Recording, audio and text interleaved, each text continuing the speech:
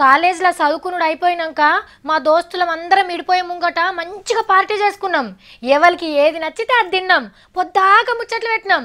పోటువలు దిగినాం. ఒకళ్ళ ఫోన్ నంబర్లు ఇంకొకళ్ళని తీసుకున్నాం. అబ్బా మస్త్ అంటే మస్త్ ఎంజాయ్ చేసినాం. అయితే మా దాంట్లో ఒక దోస్తు చదువుకోనికి ఇంకో రాష్ట్రానికి పోతుంది. ఇక అప్పుడు చూడాలా మీ ఏడుపు. ఊకుంచుడైతే మాతోని కాలే. ఇన్ని రోజులు కలిసి ఉన్నాం, కలిసి తిన్నాం, మంచి చెడ్డలు అరుచుకున్నాం. మిమ్మల్ని విడిచిపెట్టిపోతా అంటే నాకు మస్తు ఏడుపు వస్తుంది అని ఏడ్చింది. ఆమె ఏడుపు ఇప్పటికి కూడా నాకు గుర్తే ఉంది.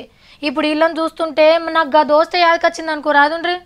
ఇది దసరా పండగ అలై బలై కాదు, దోస్తులను ఇడిచిపెట్టిపోతున్నామనే బాధలిస్తున్న అలై బలై. ఇగో గీ అక్కని చూడుండ్రి ఎట్లా ఏడుస్తున్నదో.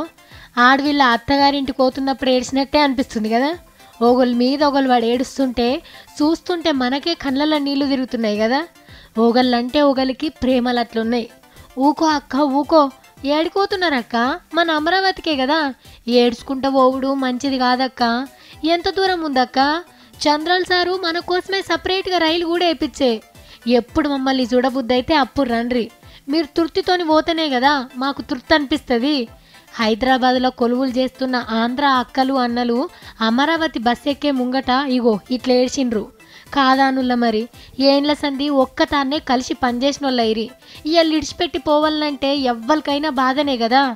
అమరావతిలో కొలువులు చేస్తేందుకోతున్న అన్నలకు అక్కలకు మేము మళ్ళా చెప్తున్నాం, మీకు అంత మంచే జరుగుతుంది.